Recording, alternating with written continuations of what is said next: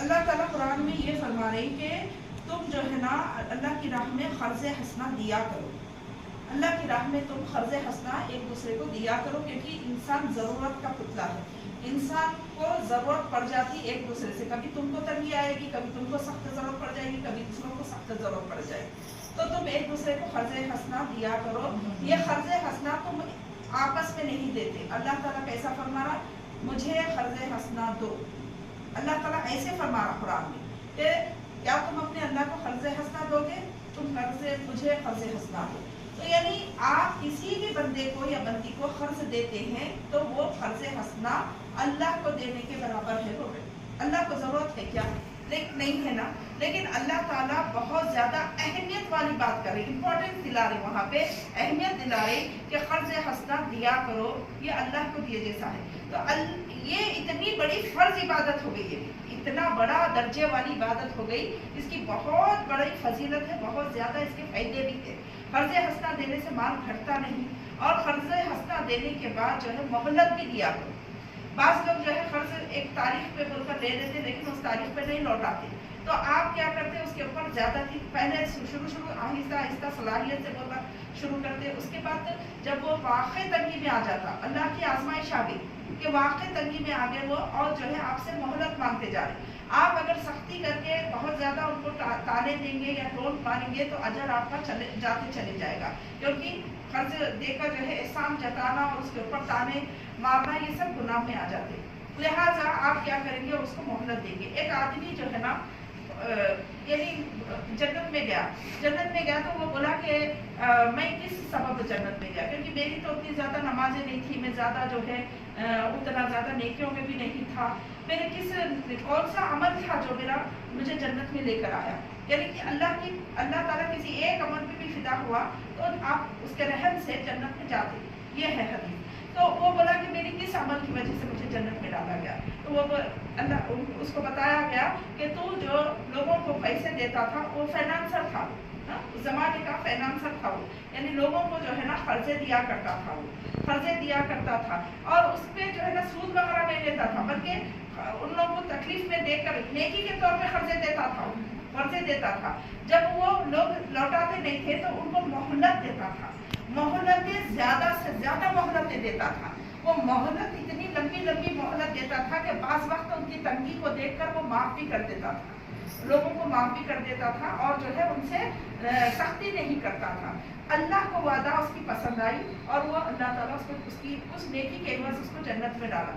اب مہلت جو دیتے نا قرض کے اوپر، تو قرض کی مہلت دینے والے کو اتنا بڑا ثواب ہے کہ جیسے قرض وہ اب جیسا کہ 15 دن کے لیے قرض لیا گیا لیکن وہ 1 سال لگا دیا دینے.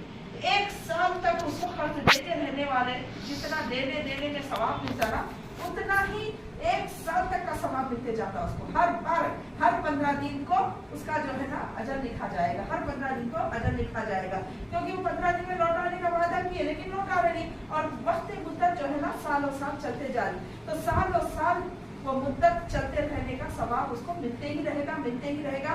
اس کے ثواب میں کمی نہیں ہوگی اور وہ یعنی اس کا مال بھی جو ہے نا بڑھتے رہے گا، برکت کا ذریعہ بنے گا اور اللہ کہیں اور سے بھی اس کو جو ہے ذرائع رزق عطا کرتے جائے گا. تو یہ مہلت دینے والے کا اجر بتایا گیا ہے یہاں پہ کہ قرض حسنہ دیا کرو. اب آج کل کے معاملے ایسے ہو گئے کہ قرض لوٹانے والے بھی کم ہو گئے.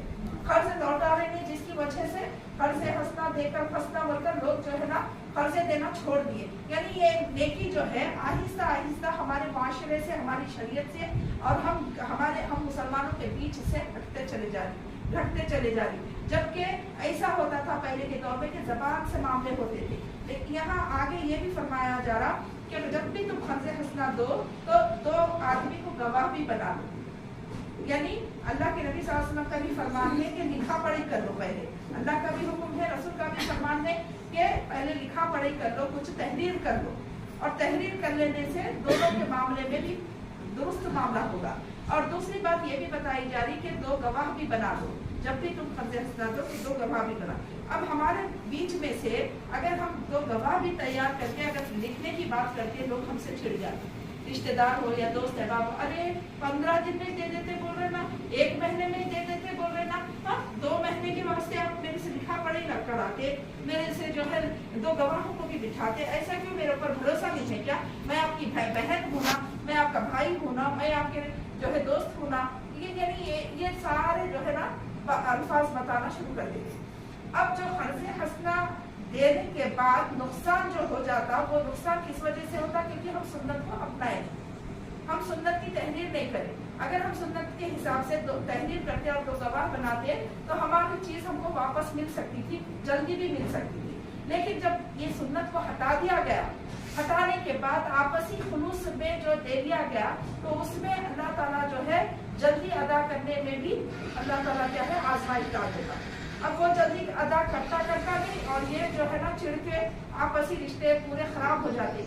अब ये हुआ किस लिए, सुन्नत को हटाने की वजह से हुआ, अल्लाह के हुक्म की पैरवी किसी तौर से नहीं करने की वजह से हुआ।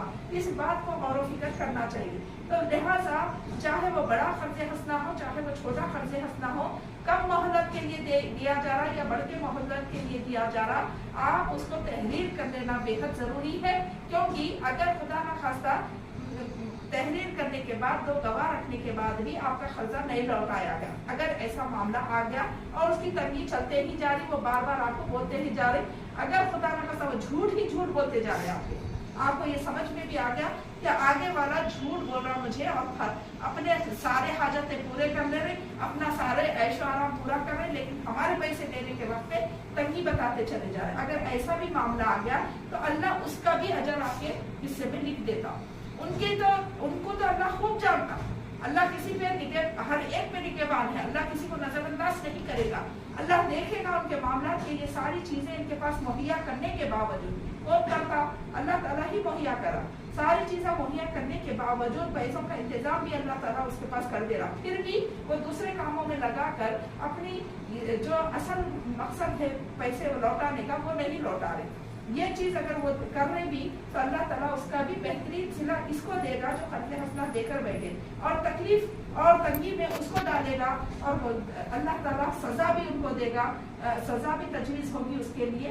ये अल्लाह ताला के मामला है, उनका उसमें छोड़ देना चाहिए। लेकिन कर्ज हसना की जो नेकी है, अगर आपके पास इस्तेताअत है तो जरूर कर्ज हसना एक दूसरे को दिया करो, क्योंकि ये भी बहुत बेहतरीन इबादत है जो कि घटते जा रही है, हम घटने नहीं देना। अगर हम घटाते गए तो हमारी आने वाली नस्ल पूरी तरह से खत्म कर देगी इबादत को, फिर उसके जिम्मेदार हम ही होंगे।